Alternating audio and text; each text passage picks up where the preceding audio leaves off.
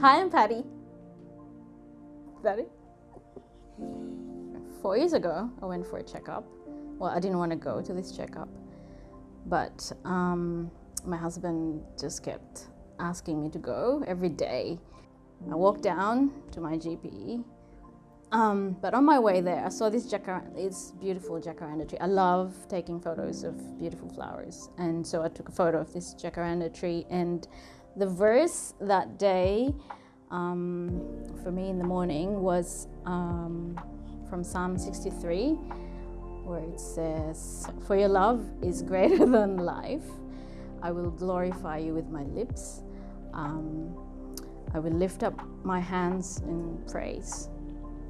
And so I put that as a caption to my jacaranda photo and posted it on Facebook. Got to the GP a couple of minutes later, told her what I found. She did her test, and she said, "Clear your schedule for the rest of the week." And at that time, I didn't know what she was saying. I was like, "Oh, I can't do that." I'm like, it's hard to find a replacement too late. Friday, I already got results, and I went home and I looked into the results, and I saw some strange words, but alarming anyway. And then I looked it up, and it was like, "Oh, this sounds bad." So I broke down, and the first thing that came to my mind was Raiden. He's only 11. So I cried for her.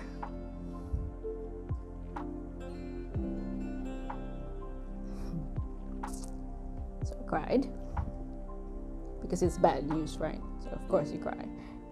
And then I thought, okay, what do I do? So straight away, I prayed, because right then and there I realized that there's nothing anyone can do in this world to help me in that situation to save my life. So I just prayed to God, and I just surrendered to Him and trusted that He knew what He was doing. Yeah, that afternoon, Mark and I went to see this lady, and she confirmed that it's a disease. That's what she called it. "I'm sorry you got the disease, and we need to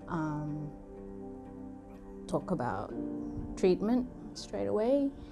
I finally agreed to have that chemo treatment.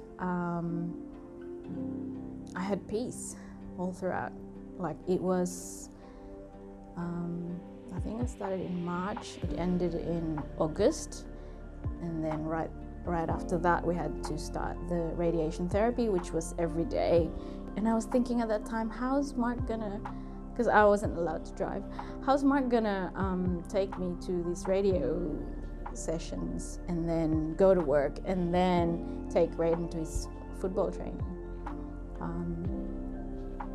And then again, like, God is so gracious, and He knows what we need. So He provided the people to take me. I didn't even ask. Like, someone just called me and said, "Hey, we were thinking, there's a few people who aren't working, they've retired, so they want to take you, they want to help you out and take you to your sessions." So, and there's this time actually when I was doing chemo treatment, I'd wake up at around 2 a.m. in pain. My bones were hurting, and so it's only like a couple of minutes, and then all of a sudden there's this song that's in my head. It's like loudspeaker in my head.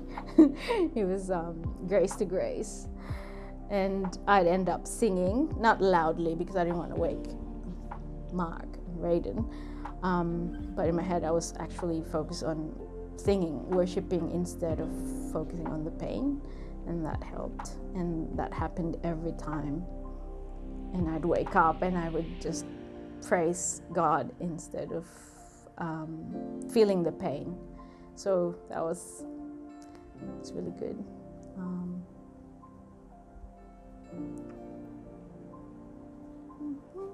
Because there was a time there when I couldn't do anything, couldn't even sing, because even singing was was tiring, physically tiring, and that was tough,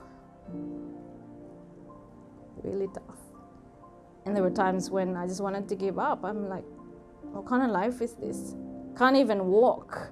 I love walking. I can't even walk. I didn't have the energy to walk like from my house to the plaza, which was, I don't know how many meters is that. Yeah. So it was like, oh my gosh. But God was always there. It was tough, but He was always there. There's no doubt. And here we are, 4 years later. I just had all clear last week, and I'm back doing the things that I love doing, which is worship, serving God through worship. And yes, there were a lot of losses, and there were lots of miracles after miracles that happened there. Lots of losses, but God's faithfulness was highlighted. God's goodness was highlighted. And the peace, I'm so grateful for that.